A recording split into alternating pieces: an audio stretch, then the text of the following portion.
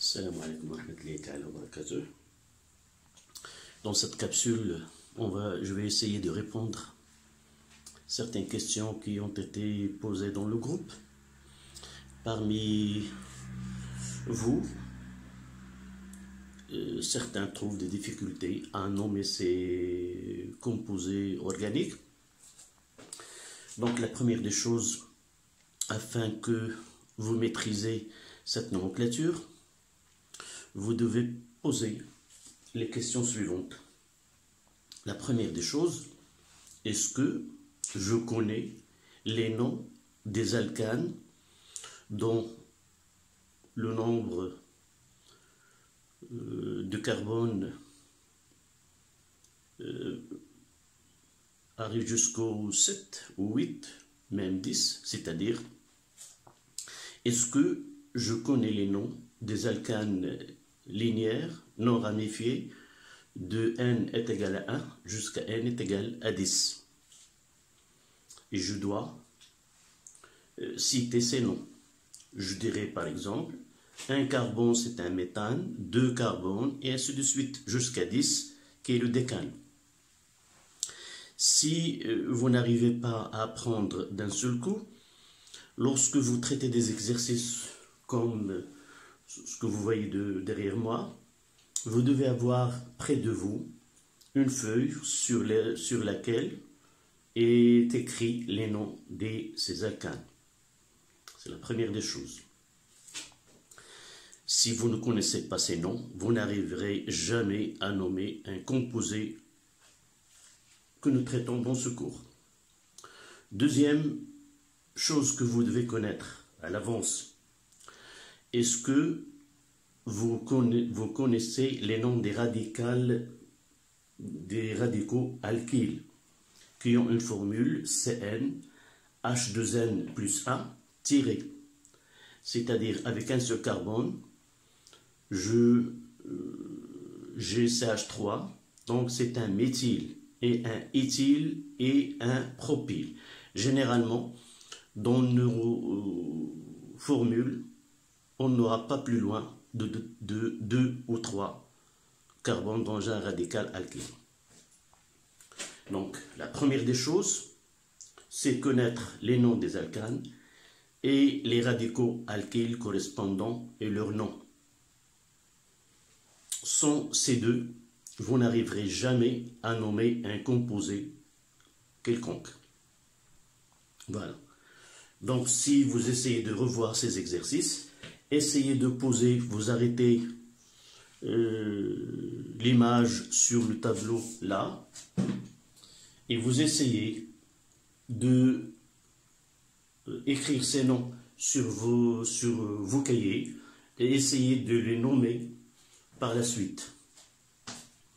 Donc, la difficulté réside, premièrement, connaître les alcanes, deuxièmement, les alkyles, et troisièmement, on va voir comment choisir la chaîne la plus longue.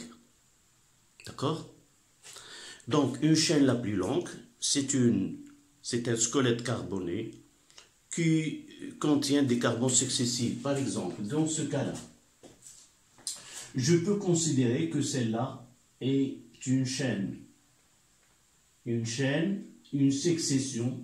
Par exemple, je mettrai 1, 2, 3, 4.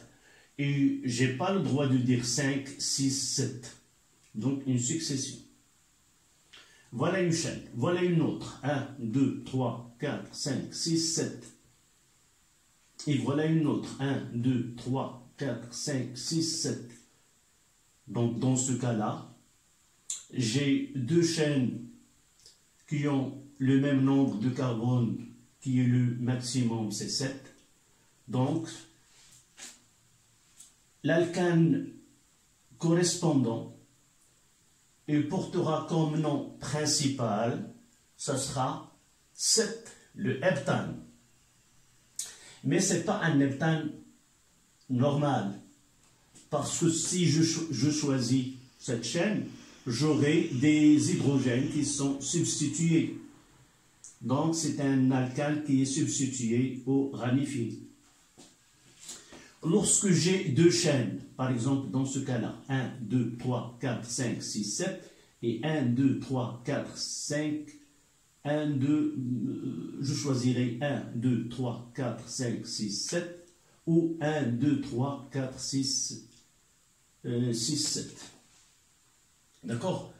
Donc ces deux chaînes sont les mêmes, contiennent le même nombre. Pour choisir l'une ou l'autre, je dois voir combien de substituants sur chaque chaîne. Celle qui a le plus grand nombre de substituants, de radicales, est la chaîne qu'on doit choisir. Donc 1, 2, 3, 4, 5, 6, 7. Et j'aurai 1, 2, 3. Et ici, 1, 2, 3, 4, 5, 6, 7. Et j'aurai 3. Normalement, ces deux chaînes ont le même nombre de substitutions. Et vous voyez que celle-là ou celle-là, c'est la même chose. Ce qui est devant vous, c'est une écriture que je l'ai fait moi-même. La réalité, c'est autre chose. Donc, ces deux, soit celle-là, soit celle-là, dans la réalité, elle est une seule. Mais sur le tableau, je peux l'écrire de façon différente. Donc, il vaut mieux de choisir celle qui est écrite la plus simple. Je choisirai la chaîne la plus longue et celle-là. Et je vois que il y a 3 substituants, 2 identiques et un seul contient 2 carbones et un carbone-carbone. Donc, qu'est-ce qu'il dit la règle? Le nom de cet alkane ramifié ou substitué et il a comme nom principal et le nom de la chaîne la plus longue. Je vais essayer, j'ai dit qu'il y a 3, 4, 5, 6, 7. Donc, ça sera le heptane.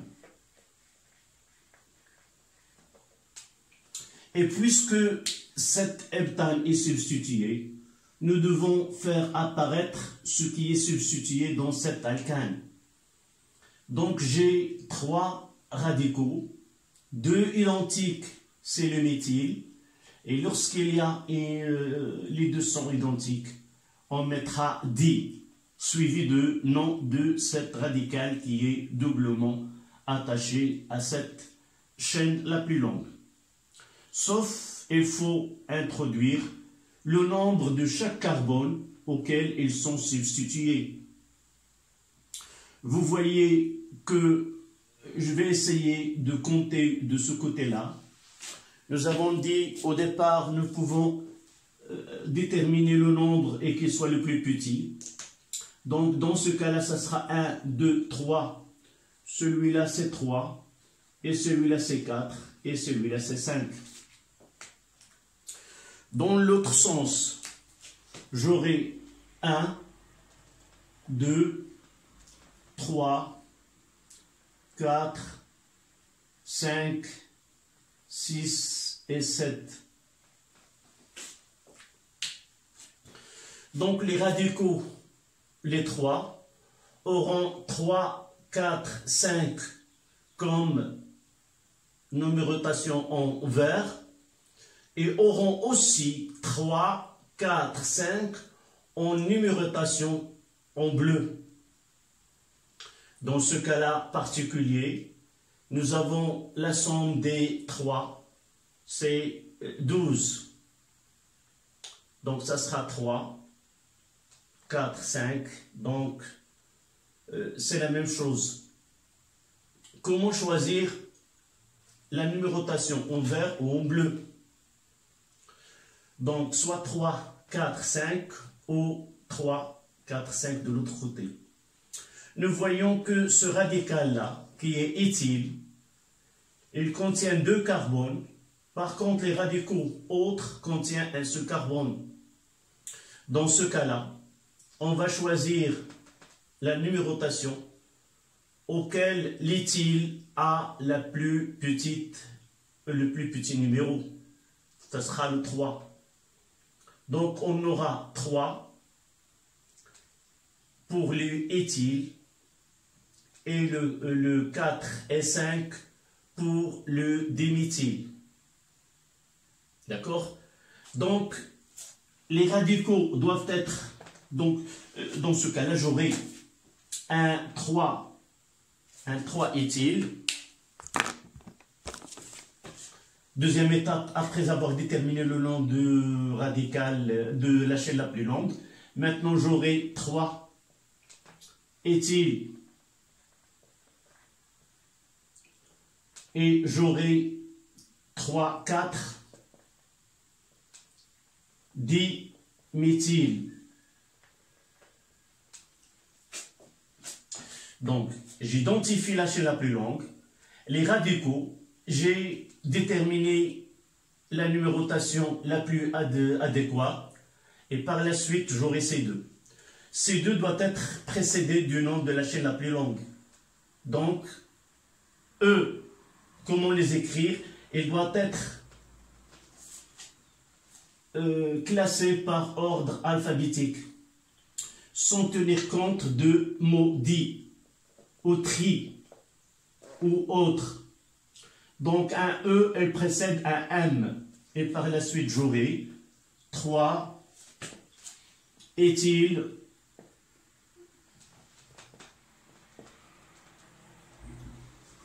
3 éthyle,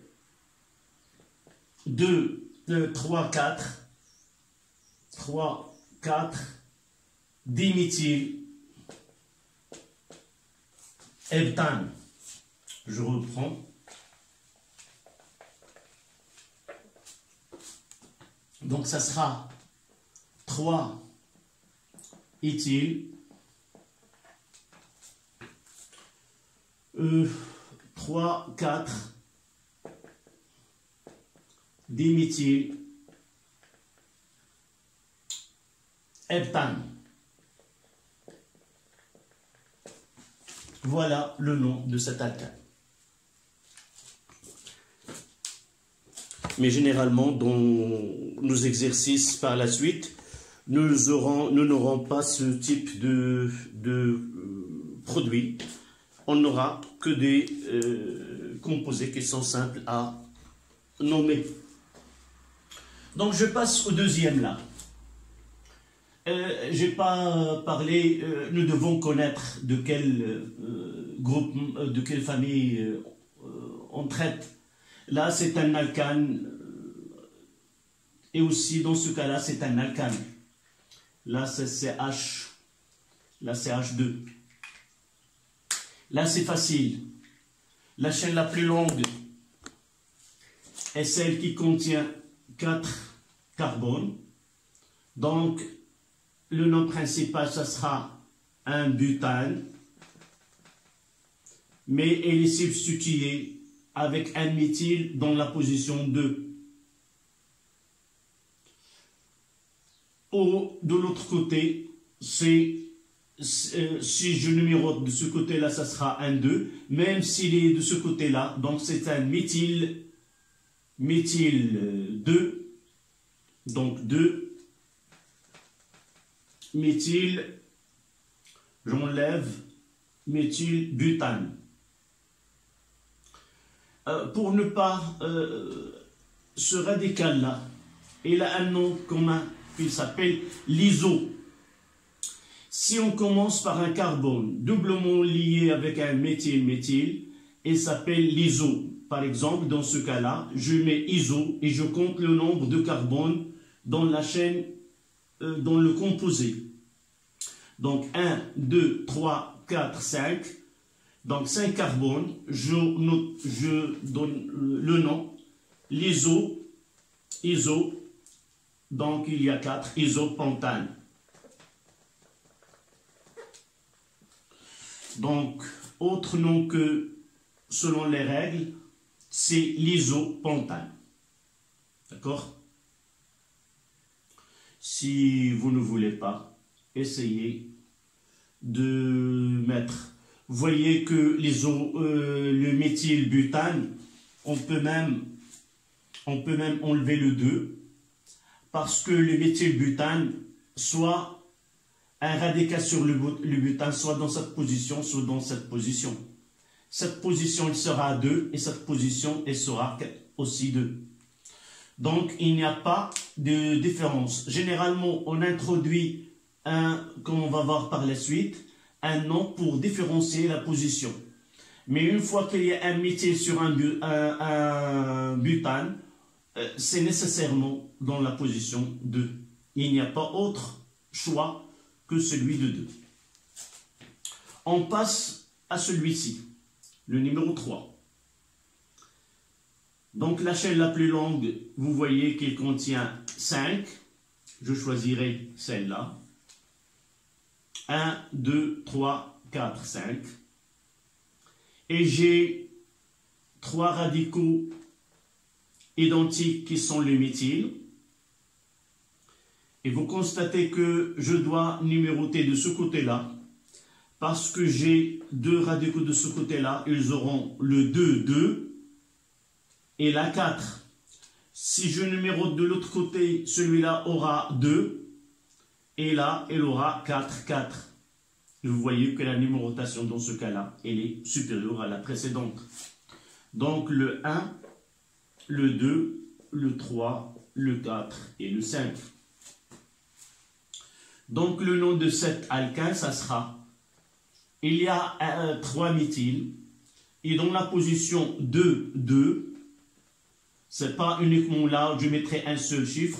S'il y a tri, on doit avoir avant 3 numéros. S'il y a 10, 2. S'il y a un mono ou un seul radical, on mettra un seul chiffre. D'accord? Donc, nous aurons 2, 2, 4. 2, 2, 4. Triméthyle. Quoi? Sur 5 triméthyle pentane.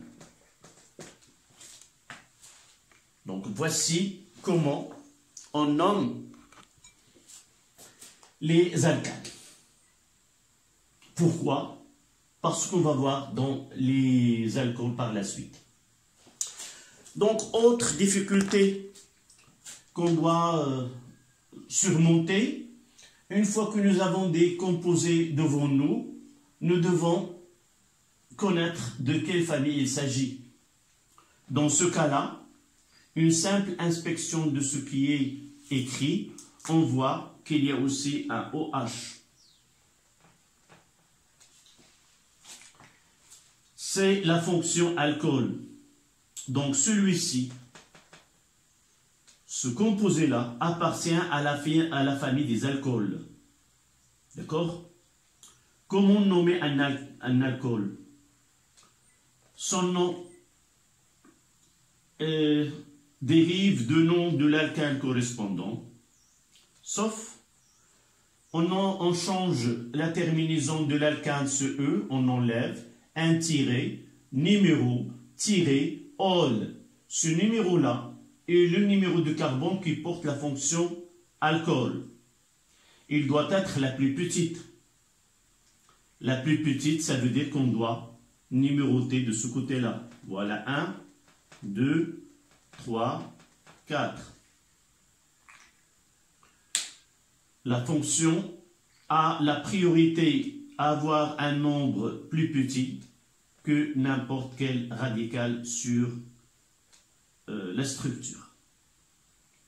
Donc, comme alcane, ça sera un méthyle en position 3 sur un alcane de 4. Donc, le méthyle, si j'écris son nom comme un alcane, le méthyle en position 3, donc ce 3 méthyle, mais sur 1, 2, 3, 4, le méthyle, ça sera le butane. Je n'écris pas le E afin d'insérer la fonction alcool. Le 3-méthylbutane tiré, ce OH est lié au 2, ol. Voilà pourquoi nous devons passer par cette partie-là.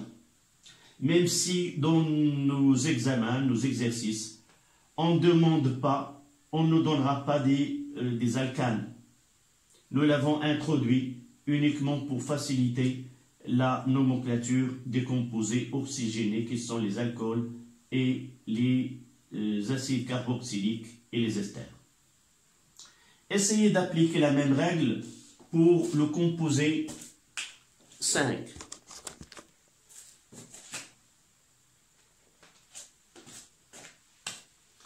Définissez la chaîne la plus longue. Oui, c'est 3. On prendra celle qui est horizontale.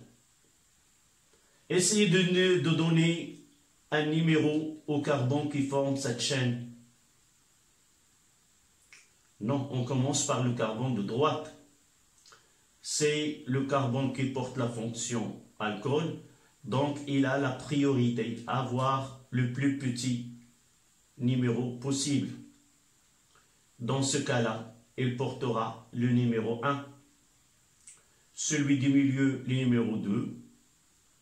Et par la suite, le nom de cet alcane sera, oui, quel est ce nom? On commence par les noms des radicaux précédés de numéros au carbone auquel elles sont liées, suivi de nom de l'alcane principal. Sa terminaison ane, on enlève le E, on met un tiré, puis un numéro, puis un tiré, puis un ol. Dans ce cas-là, ça sera le méthyle, là c'est 1, là c'est 2, les deux méthyles sur le propane,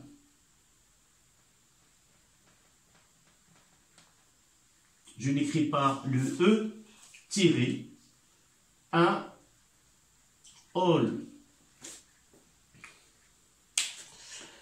Nous avons la même chose dans ce cas-là.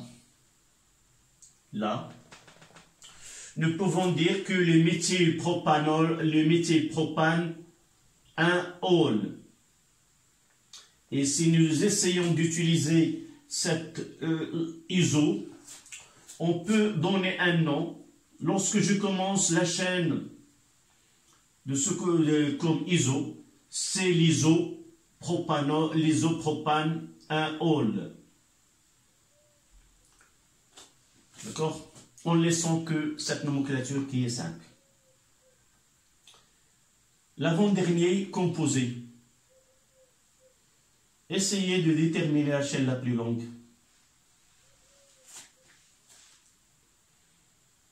Oui?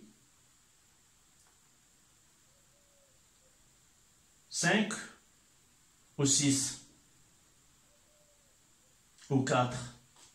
6 évidemment. Là.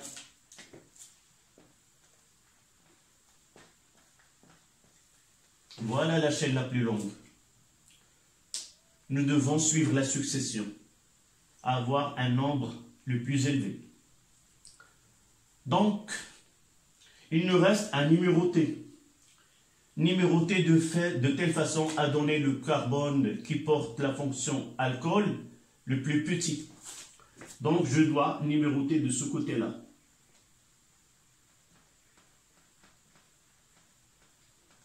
Évidemment, numéroter, ça facilite de connaître l'alcane de la chaîne la plus longue. Je vois qu'il y a 6. Donc, c'est le hexane. Ce hexane-là, il est substitué. Un hydrogène de carbone 4 a été substitué par un méthyle. Deux hydrogènes de carbone 3 ont été substitués l'un par un méthyle et l'autre par un fonction alcool. Et je vais essayer d'écrire le nom de l'alkane correspondant. J'ai deux radicaux alkyles identiques en position 3 et 4. Et je mettrai 3,4 tiré diméthyl sur 1,6, c'est diméthyl hexane, tiré, porté par le 3-3 ol. Le 3,4 diméthylhexane 3 ol. Et le dernier, combien la chaîne la plus longue contient du carbone, ça sera 4. Soit je me dirige vers le bas, soit vers le haut, c'est la même chose. Et nous voyons que nous devons numéroter de là.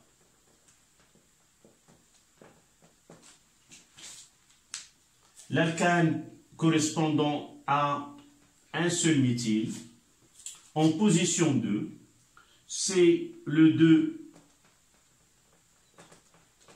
2-méthyle sur le butane. L'alcool, c'est en 2, ol. Le 2-méthylbutane, 2 ol. Pour finir, nous devons déterminer la classe de ces alcools. Soit on détermine le nombre de radicaux auxquels le nombre de radicaux liés avec le carbone fonctionnel qui porte la fonction OH. Je vois que ce carbone-là, il est lié avec 2 carbones. Donc c'est un alcool qui est secondaire. Lié 2 carbones, donc secondaire.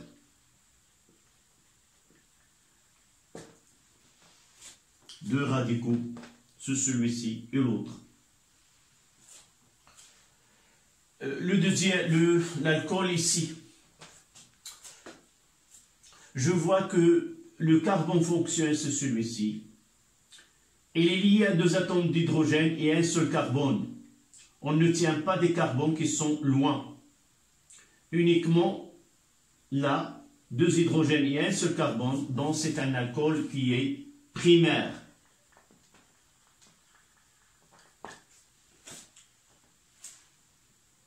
Celui-ci, je vois que le carbone il est lié à 1, 2, 3 carbones, donc c'est un alcool qui est tertiaire.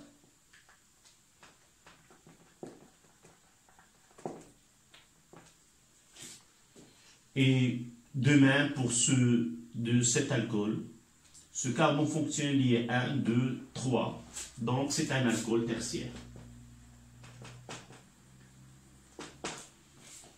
En résumé, vous devez avoir devant vous le nom des alcanes jusqu'au 10, les noms des radicaux jusqu'au 3, il suffit, méthyl, éthyl, propyle. C'est rare qu'on trouve des radicaux dans les molécules contractent autres que éthyl. Deuxième chose, je dois écrire sur la même feuille les fonctions que nous traitons, fonctions alcool dans ce cas-là, et je mettrai par la suite pour les acides carboxyliques et les esters. Bonne chance et essayez de revoir attentivement cette capsule afin d'appliquer le contenu à des exercices que vous pouvez trouver sur le livre de l'élève. Merci.